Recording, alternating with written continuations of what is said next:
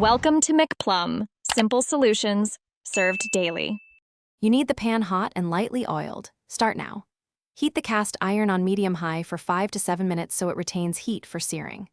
Once warm, add 1/2 teaspoon of a high smoke oil and use a paper towel to spread it. This prevents sticking and creates a better crust. Make sure your food is dry and seasoned. Moisture hinders browning. By beginning with heat and oil set, you control Maillard reactions and faster, even cooking. Place food into the hot pan and step back. Don't crowd it. You want 1 to 2 inches between pieces so steam escapes and surfaces sear, not sweat. Once a clear crust forms, you'll feel the piece release. Flip then. For thicker cuts, finish in a 375 degrees oven or cover briefly to move heat through the interior.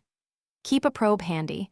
Monitoring internal temperature prevents overcooking and ensures safety, while basting adds flavor. After cooking, lift food and rest it for 5 to 10 minutes so juices redistribute. Cutting too soon wastes flavor. Once the pan cools slightly, rinse with hot water and use a non-metal brush to remove bits. Avoid soap unless reseasoning. Dry the pan completely and rub a thin coat of oil over the surface to protect seasoning before storing.